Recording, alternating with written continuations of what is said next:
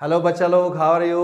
चलो, सबका स्वागत है R2S2 में। मैं हूं राजेश कुमार और आज तुम लोगों को चैप्टर 1 का शॉर्ट क्वेश्चंस, जितने भी इंपॉर्टेंट शॉर्ट क्वेश्चंस हैं, और इतना में से ही यानी इतना कर लिया बउआ तो शॉर्ट क्वेश्चन का टेंशन खत्म, एकदम चैन का नींद सुतो आराम से। और मात्र 12 को क्वेश्चन आज सेलेक्ट किए हैं तुम लोगों को, ठीक है ना। तो चलिए हम लोग जो है शुरू करेंगे तुम लोगों का क्या चीज, मोस्ट इंपॉर्टेंट शॉर्ट क्वेश्चंस है, ठीक है। किसके लिए? बोर्ड एग्जाम्स के लिए, ठीक है। 100% इंपॉर्टेंट क्वेश्चन है जी 2023 के लिए, ध्यान रखना ये, ठीक है। चैप्टर 1 का है इलेक्ट्रिक चार्ज एंड फील्ड, जो चैप्टर 1 है ना, चैप्टर 1 उसी का है, ठीक है। तो चलिए शुरू करें। तो चल भैया शुरू करते हैं, है ना। देखते हैं सबसे पहला क्वेश्चन क्या लिए हैं तुम लोगों के लिए, और पूरा एकदम लास्ट तक देखो, आराम से समझो। हर चीज एकदम आसान लैंग्वेज में लिखा हुआ है, एकदम आराम से। तुमको इसका PDF भी हम भेज देंगे नोट्स में, तो नोट्स लिखने की भी आवश्यकता नहीं है, आराम से, ठीक है ना। आप लोग इसको बना सकते हो, ठीक है, समझ सकते हो। चलो लिख शुरू करते हैं। तो सबसे पहला क्वेश्चन क्या लिया गया है बच्चा? सबसे फर्स्ट क्वेश्चन लिया गया है कि right 2 basic properties of electric charge. यानी इलेक्ट्रिक चार्ज का बहुत सारा प्रॉपर्टीज है, उसमें 2 को बेसिक प्रॉपर्टीज लिखना है। तुम कोई भी लिख सकते हो। मैंने पहला चार्ज लिखा है कि charge is associated with mass, मतलब कि अगर किसी ऑब्जेक्ट पे चार्ज है तो उस पे मास भी होगा, ठीक है। Charge can not exist without mass, ठीक है। यानी कि बिना बॉडी, चार्ज को रहने के लिए, इलेक्ट्रॉन को रहने के लिए कोई घर चाहिए ना, तो कोई ऑब्जेक्ट का जो बॉडी है ना, या कोई ऑब्जेक्ट है या बॉडी है, वही उसका घर है, ठीक है। लेकिन बोला कि but reverse is not true, लेकिन अगर किसी बॉडी के पास मास है तो जरूरी नहीं है कि उसके पास चार्ज हो। जैसे न्यूट्रल बॉडी है ना, तो देख न्यूट्रल बॉडी जो होता है, न्यूट्रल बॉडी, इसके पास तो मास होता है, जी सर बिल्कुल होता है, लेकिन चार्ज होता है? नहीं होता है। लेकिन चार्ज्ड बॉडी है, अगर कोई चार्ज्ड बॉडी है तो क्या होगा? मास होता है? तो हाँ सर बिल्कुल होता है। और चार्ज भी होता है? तो हाँ सर चार्ज भी होता है, तभी तो इसको बोल रहे हैं चार्ज्ड बॉडी। तो यही बोल रहा है कि कन्वर्स इसका ट्रू नहीं है, मतलब कि अगर चार्ज है तो मास होगा ही होगा, लेकिन अगर मास है तो जरूरी नहीं है कि चार्ज हो ही, क्योंकि न्यूट्रल बॉडी भी हो सकता है। दूसरा प्रॉपर्टी है क्या भाई, कि चार्ज इज कंजर्व्ड, यानी कि चार्ज को बोल रहा है कि नाइदर क्रिएटेड नॉर डिस्ट्रॉयड, है ना। तो बोल रहा है कि ये हमेशा जो है कंजर्व होता है for any isolated system of bodies, है ना। किसके लिए? For isolated system of bodies, मतलब बॉडीज क्या होना चाहिए? आइसोलेटेड होना चाहिए।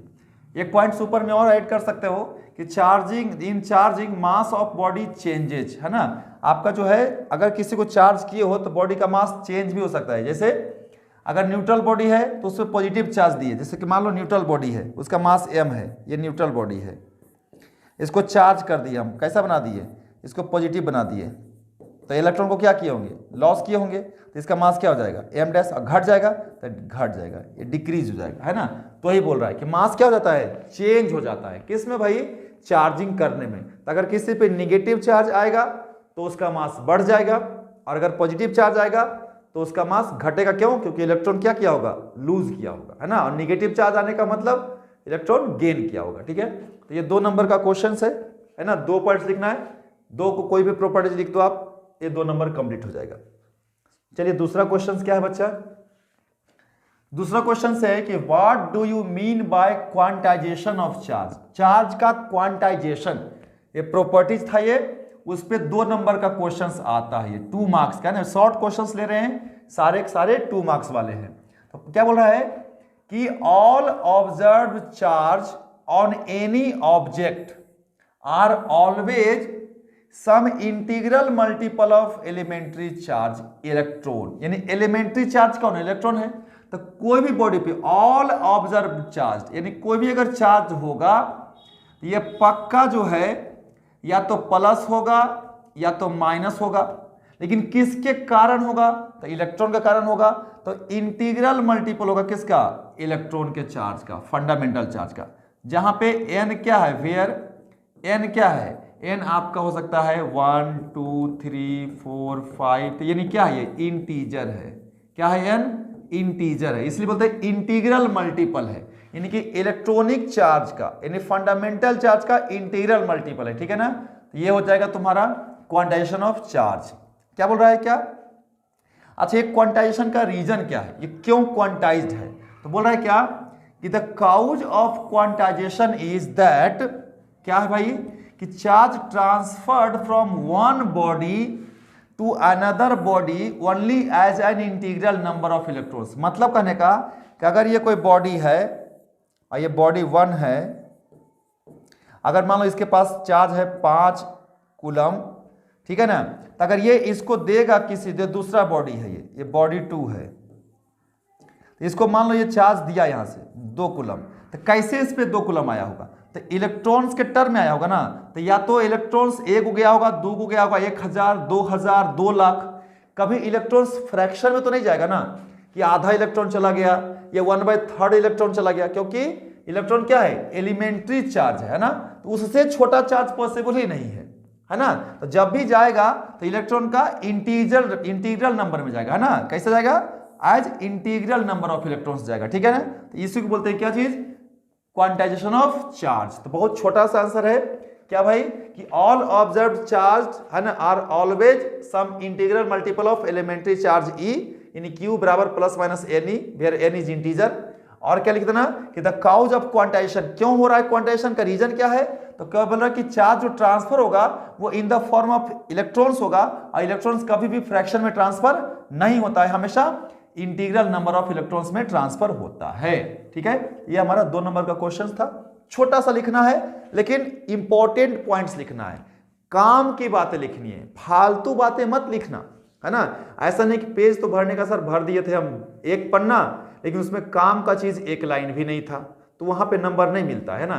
ये सब पुराना जमाना वाला कहानी बहुत लोग तुमको बताएगा। क्या बताएगा बताओ? कि अरे पेज भर देना क्योंकि वजन से कॉपी चेक होता है। अरे नहीं भाई, तुम पॉइंट अगर लिख रहे हो, बढ़िया से लिख रहे हो, तो कम लिखने में नंबर ज्यादा आएगा, ठीक है। ये ध्यान रखना है, इस चीज को एकदम गांठ बांध लीजिए। तुम नेक्स्ट क्या है, नेक्स्ट क्वेश्चन हम लिए हैं कि what do you mean by conservation of charge, ठीक है।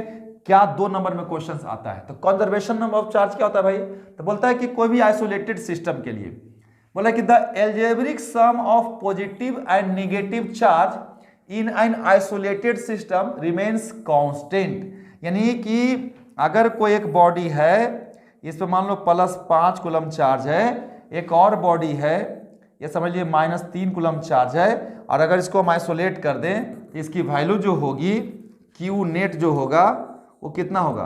तो 5 कूलम और -3 कूलम बराबर कितना?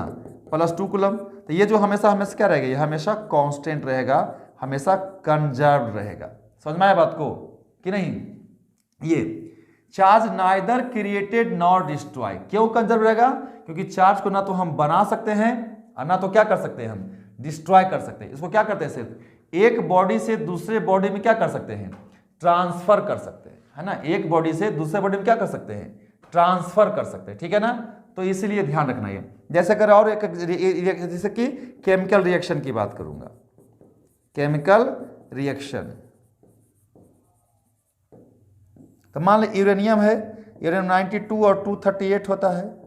तो अगर इसको मान लो अगर हम ब्रेक करेंगे, है ना, तो मान लो ये टूट गया, क्या चीज़ में, थोरियम में और प्लस में हीलियम में, है ना। तो थोरियम का क्या होता है 90, है ना, ये कितना हो जाएगा 234, और इसका क्या हो जाएगा 2 और 4। तो देखो यहाँ पे नंबर ऑफ इलेक्ट्रॉन्स कितना है 92, 92, और इधर में नंबर ऑफ इलेक्ट्रॉन्स कितना है 90 + 2 कितना है 92। तो लेफ्ट हैंड का इलेक्ट्रॉन्स और राइट हैंड का इलेक्ट्रॉन्स क्या है, सेम है, यानी कि जितना चार्ज लेफ्ट हैंड साइड में है उतना ही चार्ज राइट हैंड साइड में है। समझ में आया बात को? ये क्या है हमारा, यहाँ पे चार्ज बैलेंस्ड है। क्या है, चार्ज बैलेंस्ड है, ठीक है, कांस्टेंट है। तो ये हमारा कंजर्वेशन ऑफ चार्ज हो गया। ये दोनों एग्जांपल्स दे देना, मोर देन इनफ है, ठीक है ना, 2 लाइन लिख देना ये।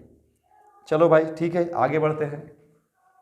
नेक्स्ट क्या है क्वेश्चंस है हमारा नेक्स्ट क्वेश्चन कि what do you mean by surface charge density and right it's SI units. Surface charge density क्या होता है? देखिए अगर मान लीजिए कोई एक सरफेस है, ये एक सरफेस ले रहे हैं हम लोग, सरफेस ले रहे हैं, और इस सरफेस पे मान लो कि इसका हम क्यू चार्ज दिए हैं, तो क्यू चार्ज क्या होगा, पूरा सरफेस पे डिस्ट्रीब्यूट हो जाएगा, तो हर जगह ये चार्ज क्या हो जाएगा, डिस्ट्रीब्यूट हो जाएगा। इस तरीके से क्या हो जाएगा, डिस्ट्रीब्यूट हो जाएगा।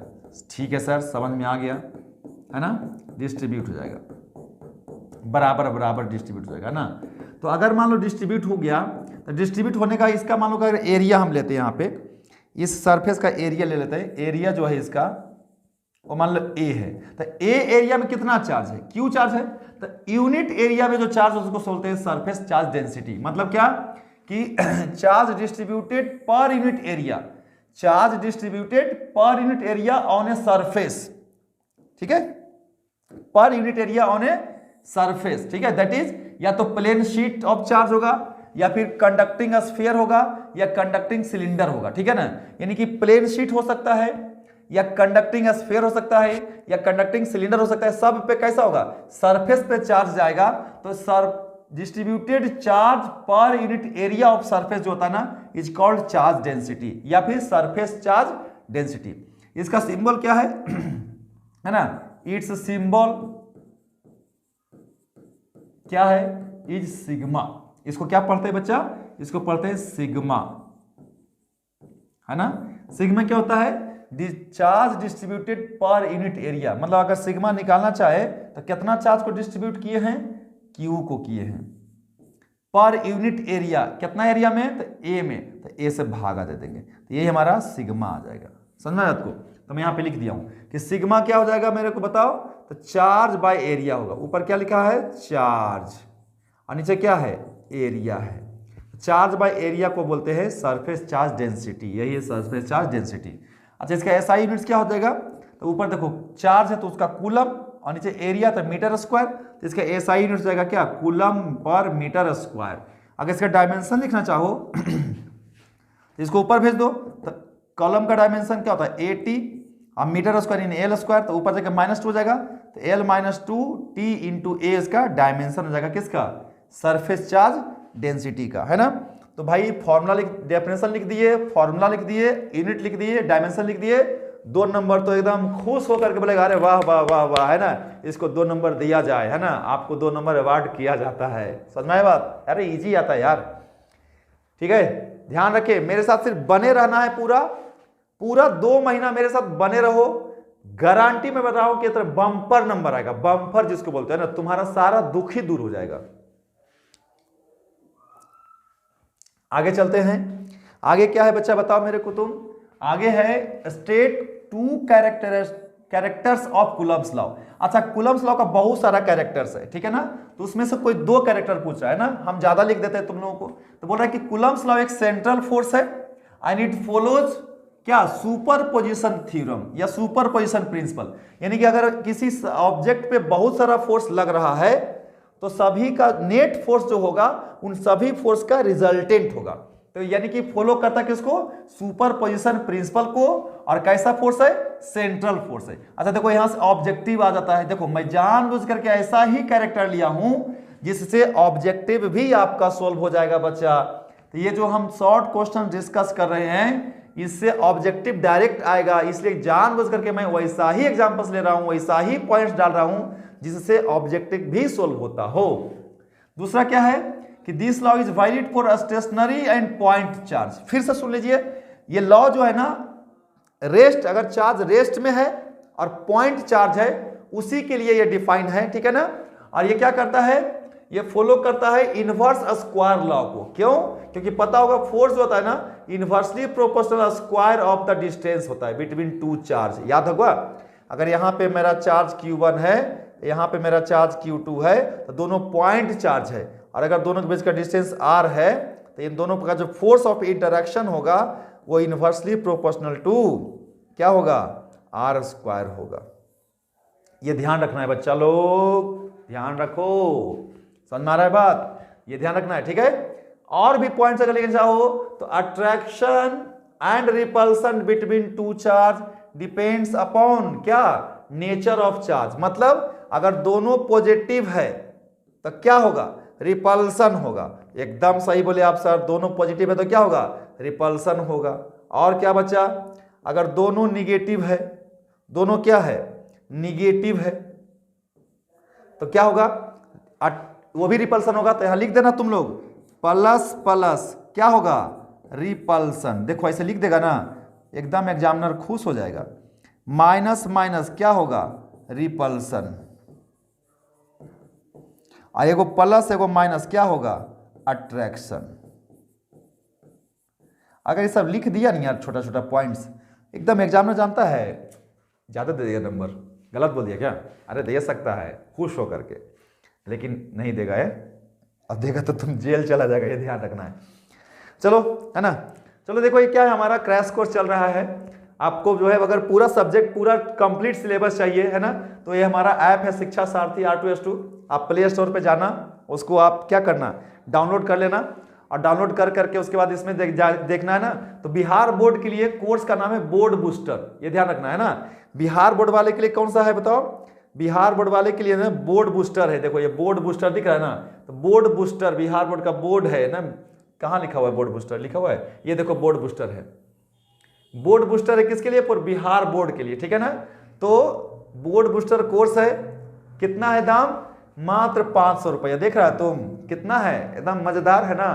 500 रुपया में तुमको फिजिक्स भी मिल रहा है, केमिस्ट्री भी मिल रहा है, मैथ्स भी मिल रहा है, और क्या चाहिए यार, है ना। इसलिए एकदम फटाफट जाइए और डाउनलोड कीजिए हमारा ऐप को, गूगल प्ले स्टोर पे मिल जाएगा आपको, ठीक है ना। और अपने आप को एकदम इनरोल कीजिए, ठीक है।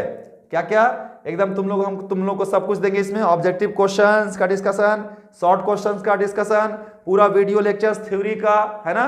फिर लास्ट में लॉन्ग क्वेश्चन का डिस्कशन, और इंपॉर्टेंट क्वेश्चंस लास्ट में, है ना, VBI जिसको गेस बोलते हो, गेस क्वेश्चन दे दीजिए। सब मिलने वाला है कहाँ, कितना में, मात्र और मात्र 500 में। जाइए फटाफट डाउनलोड कीजिए और इसको सब्सक्राइब कीजिए कोर्स को, ठीक है। चलिए आगे बढ़ते हैं हम लोग। आगे क्या है बच्चा, तो आगे बोल रहा है कि स्टेट सुपर पोजिशन प्रिंसिपल। देख ले आप, गिव वन इंपॉर्टेंस, और क्या बोला इसका, तो देखिए ध्यान से, सुपर पोजिशन प्रिंसिपल के, ठीक है ना। तो बोला कि according to the principle of superposition, total force acting on a given charge, है ना, due to number of charges, है ना, अगल मान लो गिवन चार्ज है Q, इसके अगल बगल में है Q1, Q2, Q3, बहुत सारा चार्ज है।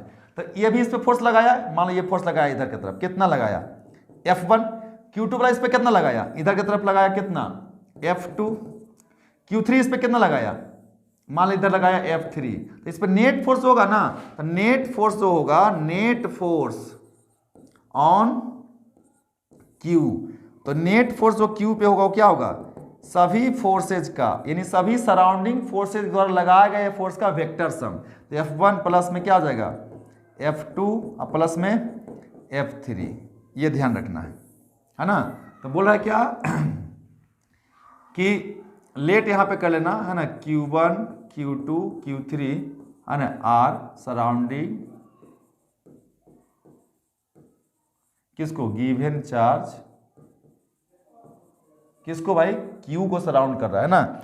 ये जो सेंट्रल चार्ज ये जो है ना, जिस पे निकालना है सुपर पोजिशन, उसका नाम क्या था, Q था, और Q के अगल बगल में डिस्चार्ज चार्ज ले लिए। तो क्या बोल रहा है कि according to the principle of superposition, total force acting on a given charge, यानी Q पे क्या होगा, due to number of charges, क्या हो जाएगा, इज वेक्टर सम, यानी सभी फोर्स का वेक्टर सम, है ना, of the individual forces acting on that charge. कौन सा चार्ज, गिवन चार्ज, है ना, due to all the charges, यानी कि जितने भी अलग, देखो Q1 का इंडिविजुअल फोर्स Q पे कितना था, F1, Q2 का इंडिविजुअल फोर्स कितना था, F2, Q3 का इंडिविजुअल फोर्स कितना था, F3। तो सबको हम क्या कर दिए, वेक्टर ग्रुप में लिख दिए।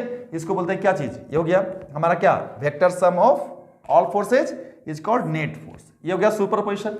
वन इंपॉर्टेंस क्या दोगे, तो देखो this principle is used to find resultant force, ठीक है, and also क्या, reduce the number of components। अगर बहुत सारा कंपोनेंट्स ऑफ फोर्सेज है तो उसको संख्या अगर कम करना है तो कम करने के लिए हमको सुपरपोजिशन प्रिंसिपल लगाना पड़ता है। देखो, और अगर किसी चार्ज पे हम नंबर ऑफ फोर्सेज के कंपोनेंट्स को कम कर देंगे इसका क्या मतलब हो गया कि हमको कम कैलकुलेशन करना पड़ेगा। तो सुपरपोजिशन प्रिंसिपल का इंपॉर्टेंस ये है, ठीक है। चलिए आगे देखते हैं। Define electric field intensity and right it's SI units with dimension also. Electric field intensity क्या है? देखो, अगर कोई गिवन चार्ज है, ये है गिवन चार्ज, बताए थे लेक्चर में, देख लेना तुम लोग जा करके, ये गिवन चार्ज है। और मान लो गिवन चार्ज के कारण हमें यहां पे निकालना है, पी पॉइंट पे निकालना है इलेक्ट्रिक फील्ड इंटेंसिटी। तो क्या हो जाएगा कि electric field intensity of a given charge at any point, given charge का इलेक्ट्रिक फील्ड किसी पॉइंट पे क्या हो जाएगा, डिफाइंड है the force experienced by unit positive charge. यहां पे +1 कूलम टेस्ट चार्ज रख दो, तो +1 कूलम टेस्ट चार्ज पे जो फोर्स लगाएगा, यानी कि फोर्स है ना। तो ये काम करो, यहाँ पे थोड़ा सा 2 नंबर का क्वेश्चन लिख लेते हैं ना, थोड़ा सा सॉल्यूशन लिख लेते हैं। क्या कि लेट कर लीजिए, है ना, अ गिवन चार्ज Q, है ना, then force at point, force है FORC, force at point P on +1 coulomb charge is called electric field. देखिए इसका इस पे फोर्स कितना हो जाएगा, तो F बराबर क्या हो जाएगा, E कितना हो जाएगा, K into Q into 1/r का स्क्वायर। अगर डिस्टेंस r है तो यहाँ से यहाँ तक का डिस्टेंस अगर r है तो ये हो जाएगा, तो कितना आ जाएगा, KQ/r²। यही हमारा इलेक्ट्रिक फील्ड होगा किस पॉइंट पे, P पॉइंट पे, है ना। तो ये बोल रहा है क्या कि electric field intensity of a given charge at any point is defined as the force experienced by unit positive test charge at that point due to given charge। given charge पर जितना फोर्स लगाएगा वही हमारा क्या कहलाएगा, वही हमारा electric field कहलावेगा। तो यहाँ पे इलेक्ट्रिक फील्ड जो है वो क्या है, KQ/r² है, वही फोर्स भी है, वही इलेक्ट्रिक फील्ड भी है। इलेक्ट्रिक फील्ड क्या है, तो इलेक्ट्रिक फील्ड फोर्स है, कितना कूलम चार्ज पे, यूनिट पॉजिटिव टेस्ट चार्ज पे, किसके द्वारा, जिसका इलेक्ट्रिक फील्ड निकालना है, गिवन चार्ज के द्वारा। फट सा समझ आ रहा है, 2 नंबर का क्वेश्चन था, इजीली सॉल्व हो सकता है। आगे चलते हैं। Define electric dipole moment, electric dipole moment और एसआई यूनिट्स लिखना है। अब डाइपोल मोमेंट क्या होता है भाई, तो अगर बोलता क्या है, बोलता है क्या कि अगर 2 चार्ज को जो अपोजिट नेचर का हो, एगो -Q हो एगो +Q हो, उसको स्मॉल दूरी पे, ये जो दूरी है ना ये स्मॉल है और इसको लोग 2a लेते हैं ना, तो स्मॉल दूरी पे अगर 2 चार्ज को रख दोगे तो ये एक डायपोल बनाएगा। और इस डायपोल का अगर ताकत अगर जो मेजर करना, स्ट्रेंथ जो होगा ना, उसको बोलते हैं डायपोल मोमेंट, है ना। तो डायपोल मोमेंट क्या होगा बच्चा, डायपोल मोमेंट जो होगा वो होगा क्या, कोई भी एगो चार्ज का magnitude into separation between charge.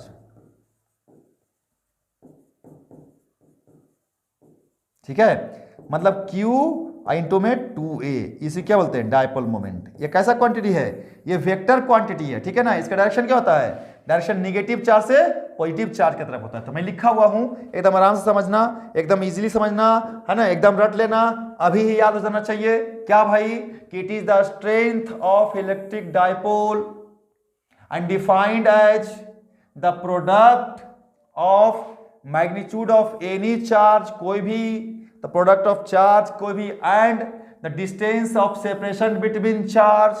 कितना है 2 चार्ज का सेपरेशन, 2a, तो दोनों का प्रोडक्ट मतलब दोनों को गुना कर दीजिए। तो हमने चार्ज को Q को गुना कर दिया किससे, 2a से।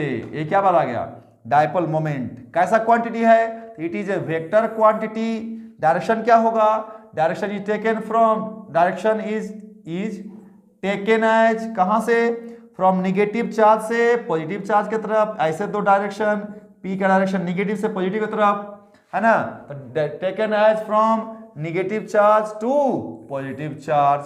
सही है भाई। तो लेट कर लिए 2 चार्ज को, यानी इक्वल मैग्नीट्यूड, अपोजिट है ना नेचर का, एक प्लस एक माइनस है, kept at A distance very small, separation है ना, एंड फॉर्म इलेक्ट्रिक डायपोल बना लिया। उसका लिख दिए, ये हो गया dipole moment, dipole moment. SI unit, SI unit क्या हो जाएगा, चार्ज के लिए कूलम और डिस्टेंस के लिए मीटर, ये हो गया coulomb metre. It is also called, it is also called क्या बच्चा, डिबाई। क्या कहलाता है इसको, डिबाई भी बोलते हैं। किसको, कूलम इनटू मीटर को। समझ में आया? चलो भाई, है ना, एकदम आसान है। आगे बढ़ो। बोला कि no two electric field lines can intersect each other, why? तो देख बाबू, एक इलेक्ट्रिक फील्ड लाइंस मान लो ये है, ये हमारा इलेक्ट्रिक फील्ड E1 है। एक और इलेक्ट्रिक फील्ड लाइंस मान लेते हैं, ये इलेक्ट्रिक फील्ड E2 है। दोनों कट कर दिया, कट कर दिया। तो क्या बोलता था, बताए थे ना कि इलेक्ट्रिक फील्ड का जो डायरेक्शन होता है ना किसी कर्व पे, लाइंस पे, टैंजेंट से पता किया जाता है। तो मान लो जहां पे कट किया, अगर यहां पे मुझे टैंजेंट खींचना हो तो कै गो टैंजेंट होना चाहिए, 2 गो। तो एगो इधर का टैंजेंट होगा, ये किसका डायरेक्शन देगा, E1 का। और इसका डायरेक्शन इधर की तरफ टैंजेंट खींचेंगे, ये किसका डायरेक्शन देगा, E2 का। तो अब बताइए मेरे को, आप कै गो यहां पे हो गया, कै गो इलेक्ट्रिक फील्ड का डायरेक्शन हो गया, 2 गो, है ना। तो एक ही पॉइंट पे 2 गो डायरेक्शन कभी पॉसिबल है नहीं। तो जब 2 लाइन कट कर जाएगा ना, तो टैंजेंट जो है ना, tangent at intersection of line is not defined. देख बउआ, जब 2 लाइन कट कर जाएगा ना तो टैंजेंट डिफाइन ही नहीं है, और जब टैंजेंट डिफाइन ही नहीं है तो इलेक्ट्रिक फील्ड डायरेक्शन ही पता नहीं चलेगा, है ना। इसलिए कभी 2 लाइन कट करवे नहीं करेगा। तो लिख दिया हूं, as we know tangent to the field lines at any point gives the direction of electric field at that point. सही बात है, किसी लाइन पे अगर टैंजेंट डालोगे तो इलेक्ट्रिक फील्ड डायरेक्शन बताएगा उस पॉइंट पे। And we can not draw 2 tangent at a single point of intersection. जहां पे कट करेगा वहां पे एक ही पॉइंट पे 2 गो टैंजेंट नहीं बना सकते हैं, और अगर ऐसा होता है तो एक ही पॉइंट पे 2 गो डायरेक्शन मिलेगा, जो कि पॉसिबल नहीं है। तो बोल रहा कि if 2 lines intersect each other then at point of intersection 2 directions are not possible. तो इसीलिए 2 लाइन कभी कट नहीं करेगा, क्योंकि एक ही पॉइंट पे 2 टैंजेंट नहीं बना सकते। यह भी ध्यान रखना है। और क्या, तो और ये भी कि अगर लाइन कट कर गया है तो कभी भी पॉसिबल नहीं है टैंजेंट, क्योंकि वहां पे स्लोप डिफाइंड नहीं है। मैथ वाला बच्चा जानता होगा कि जहां पे 2 लाइन कट करते वहां पे स्लोप डिफाइंड नहीं, dy/dx डिफाइन ही नहीं है, है ना। क्यों, क्योंकि कंटिन्यूटी लिमिट नहीं फॉलो करता है। चलो आगे चलते हैं। Right 2 properties of electric field lines. अरे इलेक्ट्रिक फील्ड लाइंस का 2 प्रॉपर्टीज अभी भी पढ़ाया था ना, कि electric field lines comes from positive charge. ये अगर ये पॉजिटिव चार्ज है तो यहां से लाइंस निकलेगा, यहां से लाइंस निकलेगा निकलेगा निकलेगा निकलेगा निकलेगा, तो एरो बाहर की तरफ, एरो बाहर की तरफ, बाहर की तरफ, बाहर की तरफ, बाहर की तरफ, बाहर की तरफ, बाहर की तरफ, बाहर की तरफ, और क्या हो जाएगा, and go into negative charge. अगर नेगेटिव चार्ज है तो अंदर आएगा, आएगा, मेरे करण अर्जुन आएंगे, है ना, मेरे बच्चे बहुत अच्छे नंबर से पास करेंगे, है ना, उनको नंबर आएगा। तो चलो अंदर की तरफ, अंदर की तरफ, अंदर की तरफ, अंदर की तरफ, अंदर की तरफ, अंदर की तरफ देते जाओ, देते जाओ। ये देखो, ये है पहला पॉइंट। दूसरा क्या है, tangent to the field lines at any point gives the direction of. अगर कोई लाइंस ऐसे है बच्चा, ये इलेक्ट्रिक फील्ड की लाइंस है, मान मुझे ए पॉइंट पे इलेक्ट्रिक फील्ड डायरेक्शन पता करना है, तो यहाँ पे टेंजेंट ड्रॉ करिए। कैसा ड्रॉ होगा सर, ऐसे ड्रॉ कर देंगे। ये इलेक्ट्रिक फील्ड किस जगह आपका, ए का। अगर मुझे मान लो यहाँ का इलेक्ट्रिक फील्ड निकालना है बी का, तो यहाँ पे टेंजेंट ड्रॉ करो ऐसे। तो वही बोल रहा है कि tangent to the field lines at any point gives direction of electric field at that point. जहां पे टेंजेंट ड्रॉ करेगा वहीं का डायरेक्शन पता चलेगा। तो ये भाई किसी लाइन पर टेंजेंट खींचिए, क्या मिलेगा, डायरेक्शन किसका, इलेक्ट्रिक फील्ड का। किस जगह पे, उसी जगह पे यार। चलिए आगे चलते हैं। What do you mean by electric flux, Gauss theorem.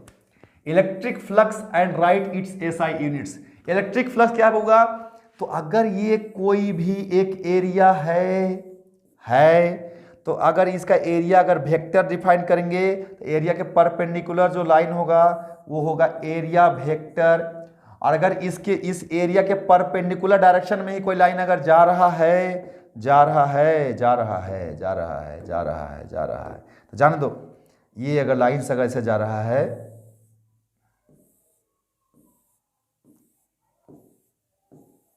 अगर ये इलेक्ट्रिक फील्ड है लाइंस, तो फ्लक्स जो होगा वो ई और डॉट ए होगा, डॉट प्रोडक्ट होगा एरिया वेक्टर का, यही है flux. Electric flux is a measure of क्या चीज, measure of flow of electric field, flow of electric field through area. तो flow of electric field through a surface या area, it is equal to product of किसका किसका product है, तो area vector and electric field vector, product of element and the perpendicular component of electric field. ध्यान रखना है, area element के perpendicular ही electric field का कंपोनेंट है, ठीक है ना, ये ध्यान रखना है।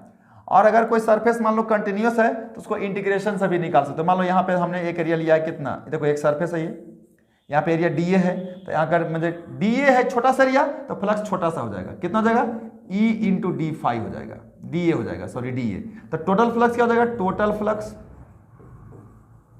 ये तो छोटा सा एरिया से छोटा सा फ्लक्स हुआ ना, टोटल फ्लक्स क्या होगा, इंटीग्रेट करो, तो अगर इसको इंटीग्रेट करेंगे तो ऐसे लिख देंगे, कितना, ई इंटू डी ए, कौन सा प्रोडक्ट, डॉट प्रोडक्ट, ये हो गया टोटल फ्लक्स।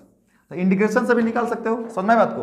तो फाई का फॉर्मूला ई डॉट ए, और डॉट प्रोडक्ट क्या होता है बच्चा, ए बी कॉस थीटा, तो ऐसे भी लिख सकते हो इसको, फाई बराबर कितना, ई इंटू ए आई इंटू में कॉस थीटा, कब, जब एरिया और इलेक्ट्रिक फील्ड का एंगल दिया रहे तब, जब एरिया और इलेक्ट्रिक फील्ड का एंगल दिया रहे तब, है ना। ये सारा फॉर्मूला लिख देना और ये लाइन लिख देना, ठीक है।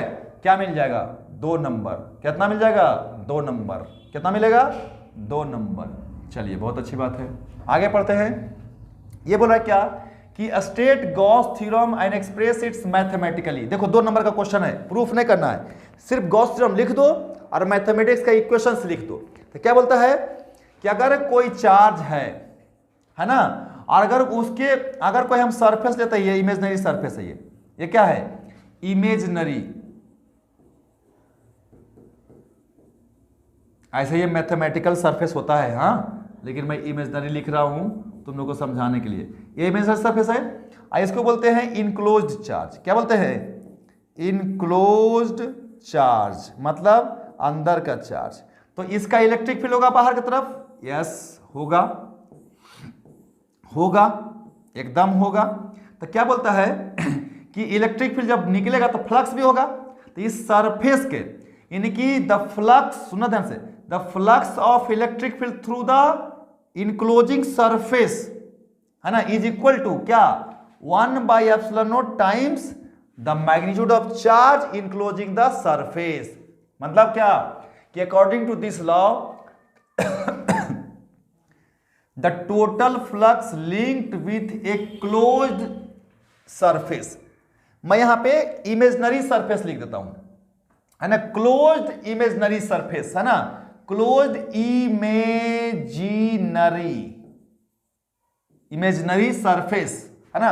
उसका क्या नाम है, इस सरफेस का क्या नाम है, गॉसियन सरफेस, है ना, कॉल्ड गॉसियन सरफेस, ठीक है ना। ये है surface need not to be real, ये भी लिख दिया देखो, need not to be real, है ना। ये कैसा होना चाहिए, फिजिकल भी हो सकता है, इट कैन ऑल्सो भी हाइपोथेटिकल हो सकता है, ठीक है ना। तो क्या बोलता है कि according to this law the total flux link to a closed imaginary surface, है ना, is 1/ε0 times the charge enclosed by the close surface. कितना चार्ज बंद है, तो यहां पे फ्लक्स जो होगा, फ्लक्स कैसे निकाले थे, देखो अभी भी बताए थे ना फ्लक्स कैसे, ई डॉट डी ए से भी, तो यहां से भी लिख सकते हो कि फ्लक्स क्या हो जाएगा, ई डॉट डी ए का इंटीग्रेशन, कैसा इंटीग्रेशन, सरफेस इंटीग्रेशन। तो ये डी ए क्या है, इस सरफेस पे कहीं भी मान लो कि ये इलेक्ट्रिक फील्ड हम चूज किए, ये वाला इलेक्ट्रिक फील्ड चूज किए, यहाँ पे एक छोटा सा एरिया ले लिए, क्या ले लिए, यहाँ पे एक छोटा सा ऐसे एरिया अगर ले लेते हो, ये छोटा सा एरिया, तो भाई इस छोटा सा एरिया से फ्लक्स इधर, तो पहले छोटा एरिया का डायरेक्शन क्या होगा, परपेंडिकुलर, इधर की तरफ एरिया का डायरेक्शन होगा कितना, डी ए।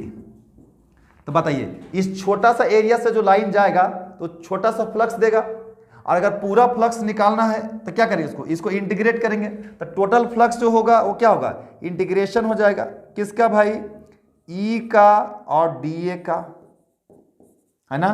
कैसा इंटीग्रेशन, सरफेस इंटीग्रेशन। देखिए ये कितना एरिया बताइए मेरे को आप, ये डी ए है ना।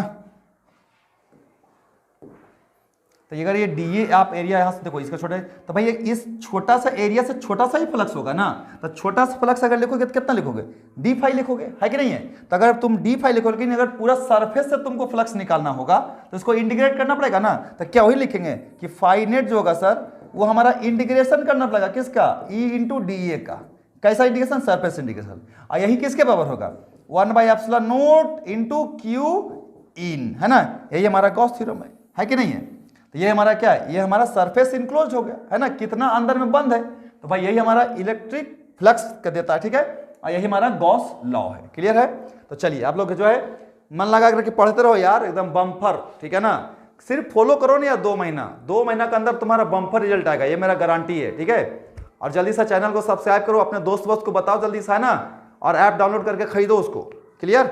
चलो मिलते हैं अगले क्लास में, okay, bye bye, thank you.